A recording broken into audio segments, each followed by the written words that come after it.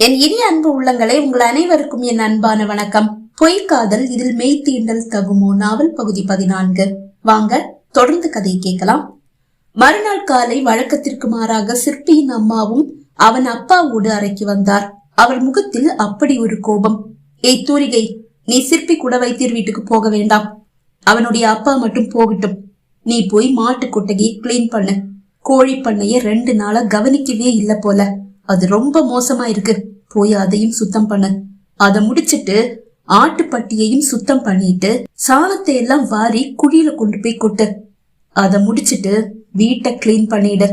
அவர் அடுக்கி கொண்டே செல்ல, அம்மா இதுக்கிடையில் அவ எப்ப சாப்பிடுறது? கோபமாக கேட்டான் சிற்பி. என்னடா, அஞ்சலி மேல இல்லாத ஒரு பாசம் உனக்கு இவ மேல? இவ அழுது ஆர்ப்பாட்டம் பண்ணி உன் மனச கெடுத்துட்டாளா? இவ வேணும்னா இந்த வீட்டுல ஒரு வேலைக்காரியா இருந்துட்டு போகட்டும். 2 கோடி கொடுத்துருக்கோம்ல, அதுக்கு சம்பளம் இல்லாத வேலைக்காரியா இருந்துட்டு போட்டும். ஆனா இவள உன் மனைவியா என்னால ஏத்துக்க முடியாது. இவள உன்னால எப்படிடா மன்னிக்க முடியுது? உன்னுடைய முகத்தை நீ தினமும் கண்ணாடியில பாக்குறியா இல்லையா? அதை விடு. அஞ்சலி தான் உனக்கு சரியான ஜோடி, நம்ம வசதிக்கு ஏத்த பொண்ணு. இவ எல்லாம் வெறும் குப்பை. என்னடி சும்மா வாய பார்த்துட்டு நிக்கிற? போய் உன்னுடைய வேலையை எல்லாம் செய். ஓகே மேம் என்ற தூரிகை அங்கிருந்து வெளியே சென்றாள். விடியாத அந்த காலை 3:30க்கு மாட்டு கொட்டகைக்கு வந்து சாணம் வார ஆரம்பித்தாள். சிற்பியும் அப்பாவும் சென்ற பிறகு வந்து நன்றாக படுத்து உறங்கிய சிற்பியின் அம்மா 7 மணி ஆன போது எழுந்து மாட்டு கொட்டகையை நோக்கி நடந்தார். மாட்டு கொட்டகையை சுத்தம் செய்து வைத்திருக்கிறாள் தூரிகை. இப்போது அவள் எங்கே? அவர் விழிகள் தேடியது. அதோ அவள் கோழி பண்ணையில் சுத்தம் செய்து கொண்டிருக்கிறாள். ஆனால் 6 மணிக்கு வேலைக்கு வந்துவிட்ட வைஷ்ணவியும் தூரிகையோடு கோழி பண்ணையை சுத்தம் செய்து கொண்டிருக்க அதை கண்ட சிற்பியின் அம்மாவுக்கு ஆத்திரம் தாழவில்லை. ஏய் வைஷ்ணவி, உனக்கு இந்த வீட்டுல மேனேஜர் வேலை தான் போட்டு கொடுத்திருக்காரு உன்னுடைய சித்தப்பா. நீ அந்த வேலையை மட்டும் பாரு. இவள மாதிரி உனக்கு 2 கோடி எல்லாம் நாங்க கொடுக்கல. போய் உன்னுடைய வேலையை மட்டும் பாரு. கோபமாக சிற்பியின் அம்மா கூற, என்ன ஆச்சு இவங்களுக்கு என்று யோசித்த வைஷ்ணவி மறுபேச்சு பேசாமல் வீட்டிற்கு வந்து விட்டாள். ஏய், எல்லாத்தையும் நல்ல பளபளன்னு சுத்தம் பண்ணிட்டு வீட்டுக்கு வந்தா போதும் என்று கூறியவர் அவள் சுத்தம் செய்த அனைத்து இடங்களையும் ஒரு சுற்றி வந்தார். அனைத்தும் பளபளவென சுத்தமாக தான் இருக்கிறது. ஆனாலும் விடுவாரா? என்னடி, நீ சுத்தம் செஞ்ச இடத்துல எல்லாம் கொஞ்சம் அழுக்க அப்படியே விட்டுட்டு வந்திருக்க. சுத்தம் செஞ்ச இடத்தை எல்லாம் இன்னும் ஒரு தடவை கூட்டி பெருக்கி விடு. ஆமா, மாட்டு கொட்டகையிலேயே லைட் தெரிய மாட்டேங்குது. காலையில 6 மணி வரைக்கும் எரிஞ்சுட்டு தான் மேம் இருந்தது. அதுக்கப்புறம் என்ன ஆச்சுன்னு தெரியல. ஃபீஸ் ஆயிடுச்சுன்னு நினைக்கிறேன். சரி யாரையாவது விட்டு அதை பார்க்க சொல்றேன் என்று கூறிவிட்டு வீட்டிற்கு வந்தவர் வைஷ்ணவியை அழைத்தார். ஏ வைஷ்ணவி, நீ அந்த தூரிகைக்கு எந்த உதவியும் செய்யக்கூடாது. அஞ்சலி மேல உயிரையே வச்சிருந்த சிற்பி இப்ப குணமாக ஆரம்பிச்சதும் அவளை மறக்க ஆரம்பிச்சுட்டான். இன்னைக்கு காலையில அஞ்சலி எனக்கு போன் பண்ணி அழறா. அவர் குணமாயிட்டே வர்றாருன்னு சொல்லி நீங்க சொல்லிதான் எனக்கு தெரியும். அவர் ஒரு போன் கூட பண்ணி அந்த விஷயத்தை என்கிட்ட சொல்லல. அவர் என்ன மறக்க ஆரம்பிச்சுட்டாரு. அவரை குத்தம் சொல்ல முடியாது. அந்த தூரிகை தான் அவரை கைக்குள்ள போட்டுக்கிட்டா போல.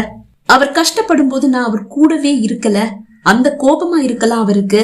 நான் என்ன பண்ணட்டும்? 1 வருஷத்துக்கான ப்ரோக்ராமுக்கு அக்ரிமெண்ட் போட்டு அட்வான்ஸையும் கையில வாங்கிட்டேன். ப்ரோக்ராம நான் நடத்தாட்டி நான் ஜெயிலுக்கு தான் போகணும். இப்ப கூட அவர்கிட்ட ஓடி வந்துட ஆசையா தான் இருக்கு. ஆனா ஆண்டி, இன்னும் 7-8 மாசத்துக்கு என்னால இங்க இருந்து நகர கூட முடியாது.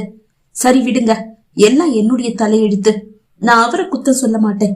எல்லாம் அந்த தூரிகையோடைய வேலை. அவ நல்லவ மாதிரி தியாகி மாதிரி நடிச்சு அவரை கைக்குள்ள போட்டுக்கிட்டா.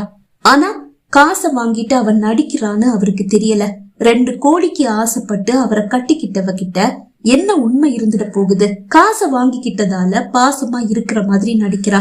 அது வெறும் வேஷோன்னு அவருக்கு கூடிய சீக்கிரமே புரியும். அப்ப அவரு கண்டிப்பா என்ன தேடி வருவாரு.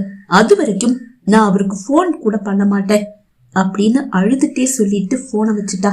எனக்கு ரொம்ப கஷ்டமா போச்சு. அஞ்சலி சொன்னது சரிதான். அவளுடைய இயலாமைய இந்த தூரிகை தனக்கு சாதகமா பயன்படுத்திக்கிட்டா. ஏதோ உத்தம பத்தினி மாதிரி நடிக்கிறா. அஞ்சலி வந்ததும் அவளை இந்த வீட்டுல இருந்து வெளியே அனுப்பிடுவோம். அப்படி வெளியே போயிட்டா அடுத்த 2 கோடிக்காக வேற ஒருத்தனுக்கு பொண்டாட்டியா நடிப்பா. பகல் வேஷக்காரின்னு சிற்பிக்கு தெரியல. இவளை சிற்பி பக்கத்துல இனிமே நிக்க கூட அனுமதிக்க கூடாது. பாவம் சிற்பி, அவளை நல்லவன்னு நினைச்சிட்டு இருக்கான். அவ நல்லவே இல்லன்னு தெரியும் போது அவன் உடைஞ்சு போயிடுவான். அதை பார்த்துட்டு என்னால சும்மா இருக்க முடியாது.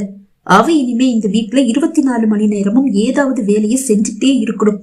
சிற்பிக்கு தைலம் போட்டு விடும்போது மட்டும் அவ சிற்பி பக்கத்துல இருந்தா போதும், அப்ப கூட அவ கூட நான் இருக்கணும் என்று கூற, அதை கேட்டபடியே வீட்டிற்குள் வந்த சிற்பி, அம்மா இது உங்களுக்கே நியாயமா படுதா?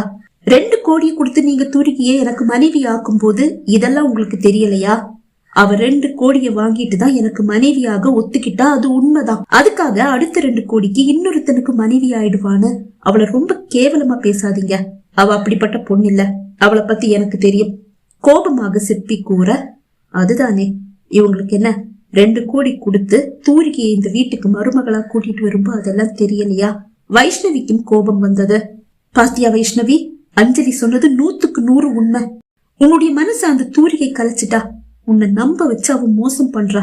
பாவண்டா அஞ்சலி, அவளுக்கு துரோகம் செஞ்சா நாம எல்லாம் நல்லாவே இருக்க மாட்டோம். ஒரு பொண்ணோட சாபத்தை இந்த வீட்டுக்கு வாங்கி கொடுக்காத.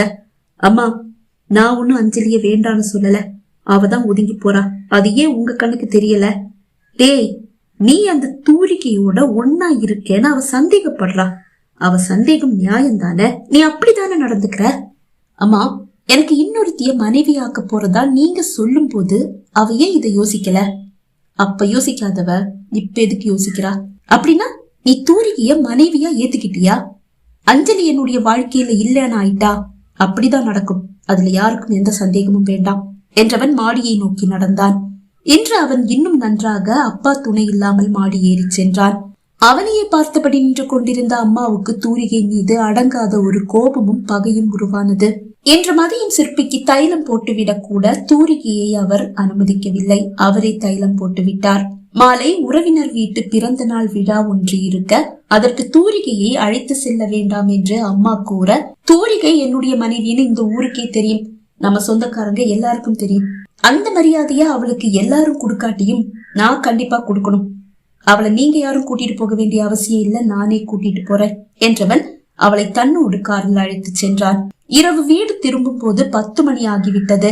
சிற்பி மாடிக்கு செல்ல பின்னாலேயே தூரிகையும் செல்ல, ஏய் தூரிகை இருடி, உங்ககிட்ட பேசணும் என்று தூரிகையை தடுத்தார் சிற்பியின் அம்மா. சிற்பி கண்ணில் இருந்து மறையும் வரை ஏதேதோ சொல்லிக் கொண்டே இருந்தவர் அவன் அறைக்குள் சென்றதும் அழகாக அவள் உடுத்தி இருந்த சேலை மாராப்பை பிடித்து ஒரு இழு இழுத்தார். பதறிப்போன தூரிகை சட்டென்று மாராப்பை பிடித்துக் கொண்டாள். இப்படி சீவி சிங்காரிச்சுக்கிட்டு அவன் கூட ஊர் சுத்தலான்னு கனவு காணாத. அஞ்சலி எப்ப வேணும்னாலும் இந்தியா வந்துடுவா, அது வரைக்கும் தான் உன்னுடைய ஆட்டம். அவ வந்துட்டா உன்னை உண்டு இல்லைன்னு பண்ணிடுவா. நானாவது உன்னை மன்னிச்சு விடுவேன், அவளால உன்னை மன்னிக்கவே முடியாது. தனக்கு கணவனாக போறவன ஒருத்தி தட்டி பறிச்சா அதை எந்த பொண்ணாலதான் தாங்கிக்க முடியும்? போடி, போய் மாட்டுக்கு வக்கூல் போட்டுட்டு வா. மேம் நைட்டு 10 மணிக்கு மேல ஆயிடுச்சு, அதுலயும் கொட்டகையில இருக்கிற லைட் வேற எரிய மாட்டேங்குது. காலையில கூட 2 பாம்பு கொட்டகை பக்கத்துல பார்த்தேன். என்ன பாம்பு பாத்தியா? ஏய் அப்படின்னா சீக்கிரமா போடி, மாடு எதையாவது பாம்பு தீண்டிட போகுது. ஒரு மாட்டுக்கு ஏதாவது பிரச்சனை வந்தது உன்னை உண்டு இல்லைன்னு பண்ணிடுவேன். இன்னைக்கு நீ அங்கேயே படுத்தா கூட பரவாயில்ல, போ என்று கத்த சமையல் அறைக்கு வந்தவள் விளக்கு ஒன்றை எடுத்துக்கொண்டு கொட்டகையை நோக்கி பயந்தபடியே நடந்தாள். சிற்பி தன் சட்டையை கழற்றியபடியே திறந்திருந்த ஜன்னலை சாத்தலாம் என்று ஜன்னலின் அருகில் வந்தான். சட்டையை கழற்றி அழுக்கு துணி போடும் கூடைக்குள் போட்டவன் ஜன்னலை சாத்தும் போதுதான் தூரிகை விளக்கை ஏந்தி கொண்டு மாட்டு கொட்டகையை நோக்கி பயந்து பயந்து செல்வதை கண்டான். நடந்ததை யூகித்தவனுக்கு கோபம் விற்றென்று தலைக்கேறியது.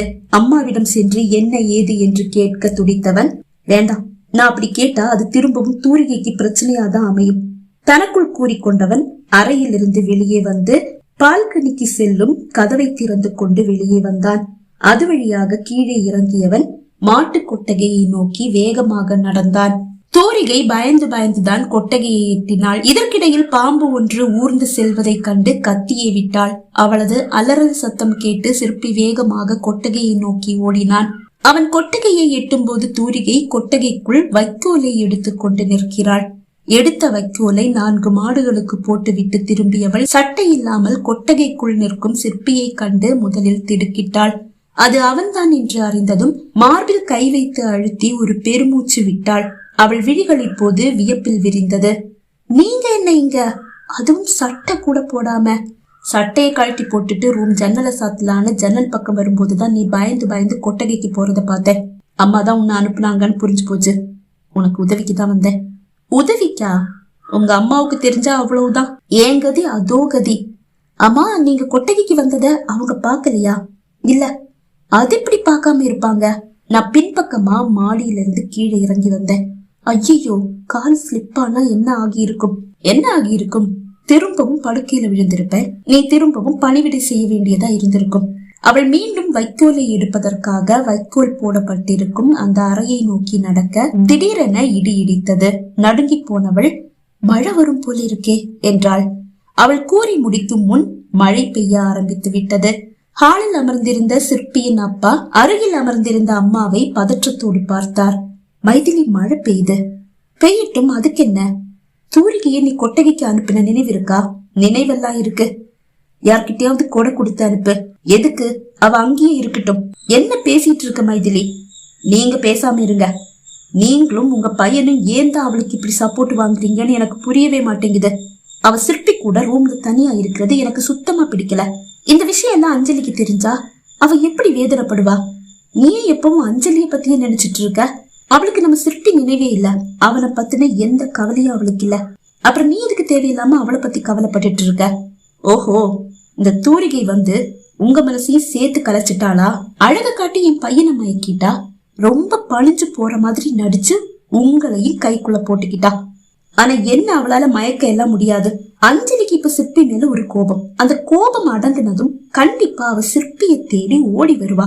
அதுக்குள்ள அந்த தூரிகை சிற்பிய கைக்குள்ள போட்டுக்க கூடாது.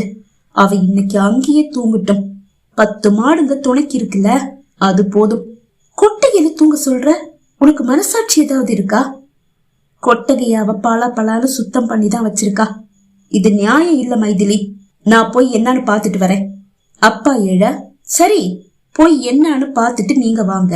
ஆனா நீங்க திரும்பி வரும்போது நான் இந்த வீட்டுல இருக்க மாட்டேன். என்னை விட அவதான் உங்களுக்கு முக்கியம்னா போங்க, போய் அவளை போய் பாருங்க. மைதிலி, நீ நல்லவதான். ஆனா தூரிகை விஷயம்னு வரும்போது மட்டும் நீ அரக்கி மாதிரி நடந்துக்கிற. அவகிட்ட என்னால இப்படிதான் நடந்துக்க முடியும்.